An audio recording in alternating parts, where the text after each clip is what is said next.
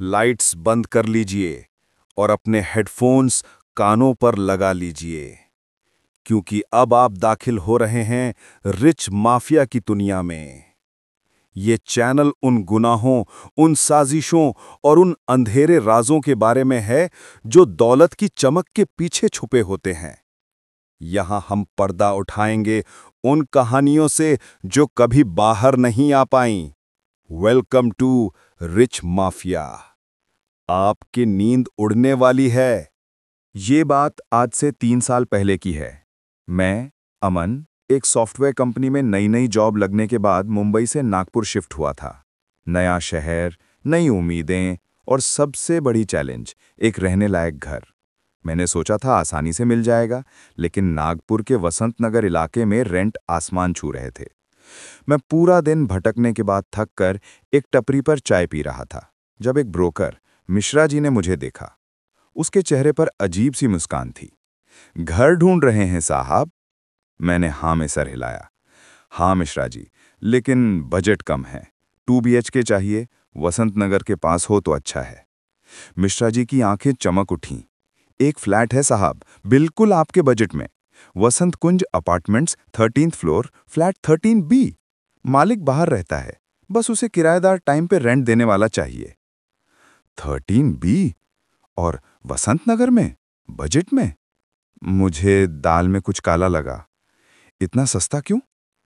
अरे साहब, वो थोड़ा पुराना बिल्डिंग है ना, और 13 नंबर से लोग डरते हैं। आप पढ़े लिखे लोग हो, आप क्या ये सब मानते हो? उसने बात को उड़ाया। मैं उस वक्त इतना थका हुआ और परेशान था कि मैंने सोचने की जहमत नहीं उठाई। चलिए दिखा दीजिए। शाम के 7 बज रहे थे जब हम वसंत कुंज अपार्टमेंट्स पहुंचे। बिल्डिंग बाहर से तो ठीक ठाक थी, थोड़ी पुरानी, पेंट उखड़ा हुआ। लिफ्ट भी अजीब सी गर्र की आवाज करती हुई 13th फ्लोर पर पहुंची। कॉरिडोर में अंधेरा था और एक अजीब सी खामोशी थी, ऐसी खामोशी जो कानों में चुभती है। 13B के दरवाजे पर एक पुराना सा ताला लटक रहा था। मिश्रा जी ने चाबियों का गुच्छा निकाला और उसे खोलने की कोशिश की। ताला जाम था। लगता है सफाई वाले ने ठीक से तेल नहीं डाला, वो बड़बड़ाया। काफी जोर लगाने के बाद खट की आवाज के साथ ताला खुला। दरवाजा खुलते ही एक हवा का झोंका आया, जिसमें पुरानी लकड़ी, सीलन और धूप बत्ती की मिलीजुली बहुत तेज गंध थी। सफाई करवा दी थी साहब, लेकिन बंद फ्लैट की महक तो रहती है, मिश्रा जी ने जल्दी से कहा। मैं अंदर दाखिल हुआ। फ्लैट बड़ा था। एक बड़ा सा हॉल, 2 बेडरूम, एक किचन, फर्नीचर भी था। एक भारी पुरानी काठ की सोफा सेट, एक डाइनिंग टेबल, सब कुछ धूल से भरा था। लेकिन मुझे जो चीज खटकी वो थी हॉल के एक कोने में रखा एक बड़ा सा आईना, जिसके ऊपर एक लाल कपड़ा ढका हुआ था। ये आईना कवर्ड क्यों है? मैंने पूछा। वो साहब मालिक की कोई पुरानी चीज होगी, आप मत हटाइएगा, बाकी सब यूज कीजिए। दूसरा बेडरूम छोटा था और उसका दरवाजा बंद था। ये स्टोर रूम है? हाँ, समझ लीजिए, इसमें मालिक का पुराना सामान है। आपको एक बेडरूम मिल ही रहा है, हॉल बड़ा है, क्या दिक्कत है? मेरे पास कोई और ऑप्शन नहीं था। रेंट इतना कम था कि मैंने हाँ कर दी। मिश्रा जी ने उसी वक्त डिपॉजिट लिया और चाबियां मेरे हाथ में थमा के ऐसे भागा जैसे उसे कोई ट्रेन पकड़नी हो। मैंने सोचा कल सुबह आकर सफाई करवा लूंगा। पहला हफ्ता ठीक ठाक गुजरा। मैं सुबह ऑफिस जाता, रात को देर से लौटता, खाना ऑर्डर करता और सो जाता। मैंने पूरे फ्लैट की सफाई करवाई, लेकिन वो सीलन और धूप बत्ती की महक गई नहीं। खासकर उस बंद बेडरूम के दरवाजे के पास से वो महक कुछ ज्यादा ही तेज आती थी। 5वें छठे दिन मैं रात के करीब 1 बजे अपने लैपटॉप पर काम कर रहा था। पूरी बिल्डिंग में सन्नाटा था। तभी मुझे हॉल से एक हल्की सी आवाज आई। चन, चन, चन, चन। जैसे कोई बहुत धीरे से घुंघरू पहनकर चल रहा हो। मैंने लैपटॉप बंद किया। आवाज बंद हो गई। मेरा वहम होगा, शायद ऊपर वाले फ्लैट से आ रही हो। मैंने ध्यान नहीं दिया। 2 दिन बाद मैं सो रहा था। रात के 3 बजे के आसपास मेरी नींद टूटी। ऐसा लगा जैसे कोई मेरे कमरे में है।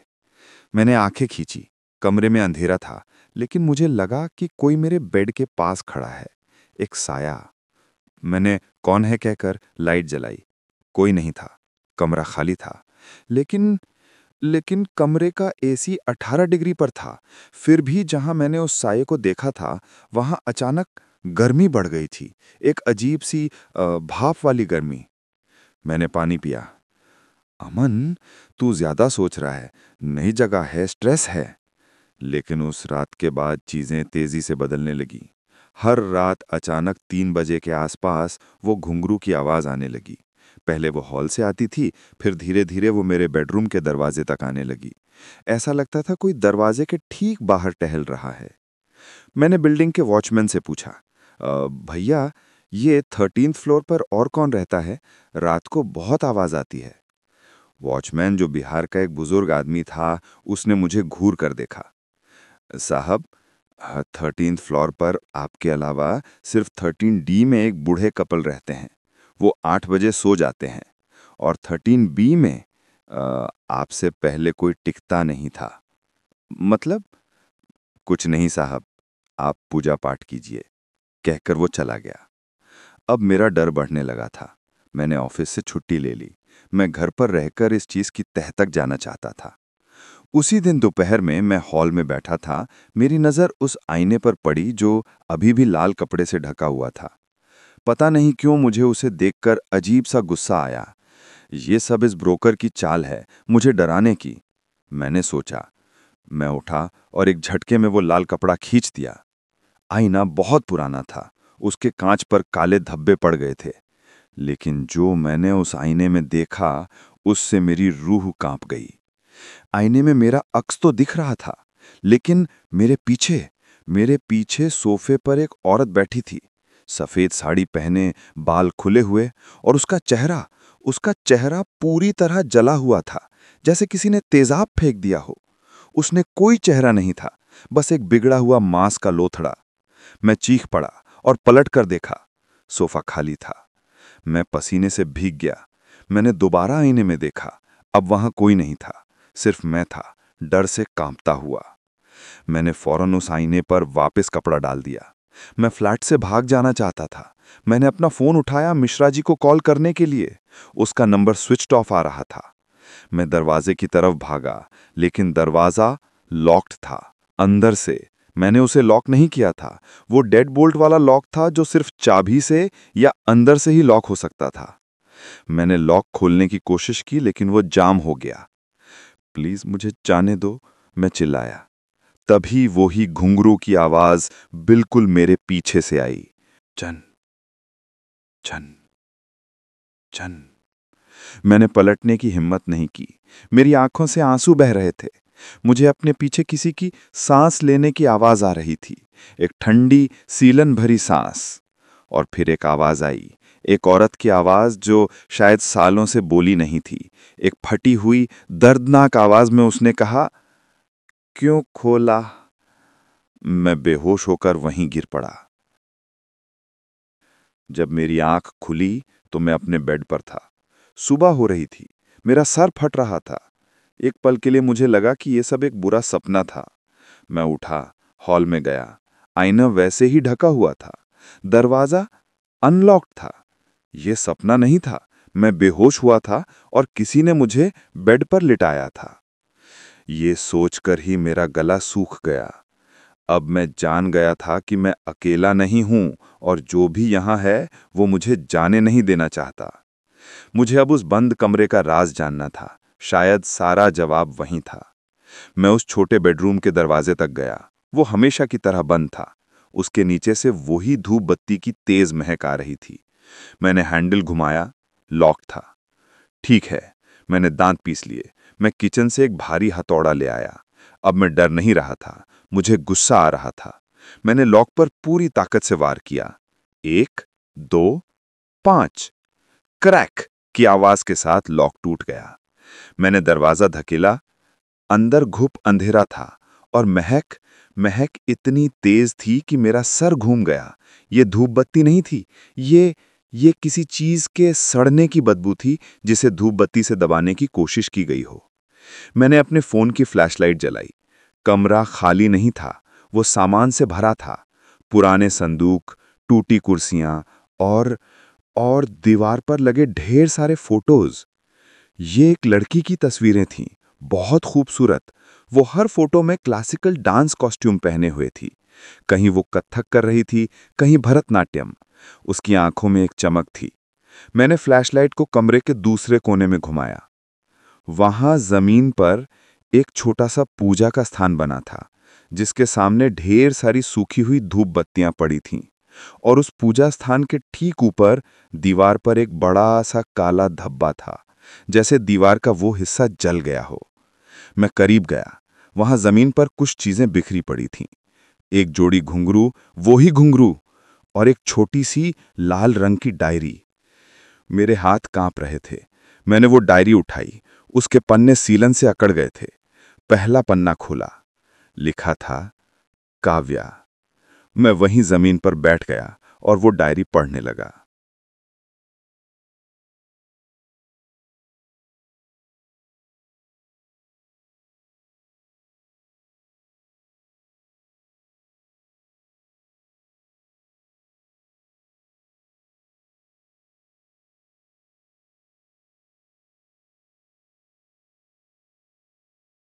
ये काव्या की डायरी थी। वो एक डांसर थी, उसी फ्लैट में रहती थी। डायरी 20 साल पुरानी थी। काव्या को अपने डांस टीचर रोहन से प्यार हो गया था, लेकिन काव्या के पिताजी, जो एक बहुत सख्त और इज्जत वाले इंसान थे, इसके खिलाफ थे। उन्होंने काव्या का डांस बंद करवा दिया, उसका बाहर निकलना बंद कर दिया। काव्या ने डायरी में लिखा था कि कैसे उसके पिताजी ने उसे इसी कमरे में बंद कर दिया था। वो उसे मारते पीटते थे। डायरी का एक पन्ना। आज पापा ने मेरे सारे घुंघरू तोड़ दिए। उन्होंने कहा, अब तू नाचेगी, लेकिन हमारे इशारों पर। वो मेरी शादी किसी और से करवा रहे हैं। मैं रोहन के बिना नहीं जी सकती। आखिरी पन्ना पढ़कर मेरी आंखों में आंसू आ गए।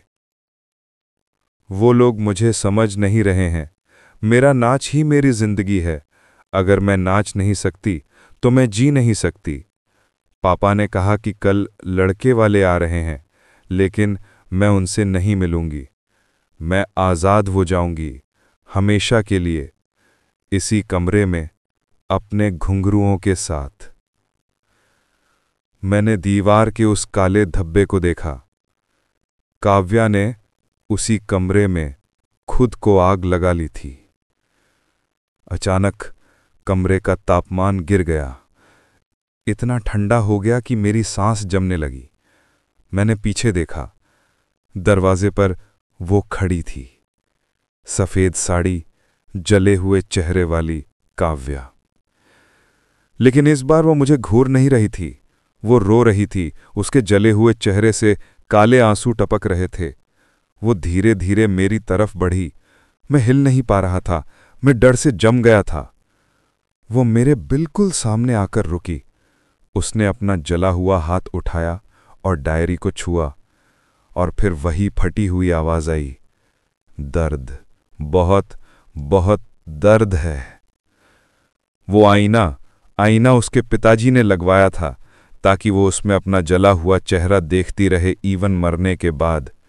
वो लाल कपड़ा मिश्रा जी ने डाला था, ताकि नए किराएदार डरे नहीं। लेकिन काव्या को डराना नहीं था। वो तो बस अपना दर्द बताना चाहती थी। मैं समझ गया काव्या, मैं तुम्हारी मदद करूंगा, मैंने रोते हुए कहा। उस साए ने कुछ नहीं कहा, बस मुझे देखती रही। मैं उस रात फ्लैट से भाग गया। मैं सीधा नागपुर रेलवे स्टेशन के पास एक होटल में रुका। मैं पूरी रात सो नहीं पाया। अगले दिन मैंने एक पंडित जी से बात की। मैंने उन्हें पूरी कहानी बताई। पंडित जी ने कहा, बेटा, वो एक प्रेत योनि में फंस गई है। उसकी आखिरी इच्छा पूरी नहीं हुई। उसकी आत्मा को मुक्ति चाहिए। हम उस फ्लैट में वापस गए। ये दिन का वक्त था, लेकिन फ्लैट के अंदर अंधेरा और ठंडक थी। पंडित जी ने उस स्टोर रूम में पूजा शुरू की। मैंने काव्या की डायरी और वो घुंघरू उठा लिए। पंडित जी ने मुझे कहा, उसका अंतिम संस्कार ठीक से नहीं हुआ था। हमें ये चीज़ें, डायरी और घुंघरू ले जाकर कन्हन नदी, नागपुर के पास एक नदी है, में प्रवाहित करनी होंगी पूरे विधि विधान से। हम वहां से निकले। जैसे ही मैंने फ्लैट का दरवाज़ा बंद किया, मुझे लगा वो आईना जो हॉल में था उसके अंदर से एक झटका लगा, जैसे कपड़े के अंदर से कोई उसे तोड़ना चाह रहा हो। हम कन्हन नदी के तट पर पहुंचे। पंडित जी ने मंत्र पढ़े और मैंने वो डायरी और घुंघरू नदी में अर्पित कर दिए। जैसे ही घुंघरू पानी में डूबे, मुझे लगा जैसे हजारों औरतों के रोने की आवाज एक साथ आई और फिर शांत हो गई। आसमान साफ हो गया। हवा में एक अजीब सी हल्कापन महसूस हुआ। पंडित जी ने कहा, मुक्ति मिल गई उसे, अब वो शांत है। मैंने वो फ्लैट उसी दिन छोड़ दिया, अपना सारा सामान वहीं छोड़ दिया। मैं अपना डिपॉजिट भी वापस नहीं लेने गया। मैं उस शहर में भी नहीं रुक पाया। मैंने नागपुर छोड़ दिया और वापस मुंबई आ गया। आज 3 साल हो गए हैं। लोग पूछते हैं कि मैं 13 नंबर से इतना नफरत क्यों करता हूं, या मैं आईनों के सामने क्यों नहीं ठहरता। मैं बस मुस्कुरा देता हूं। मैं नहीं जानता कि फ्लैट 13B में अब कौन रहता है। शायद कोई नहीं, या शायद कोई नया किराएदार वहां चला गया हो उस सस्ते रेंट के लालच में।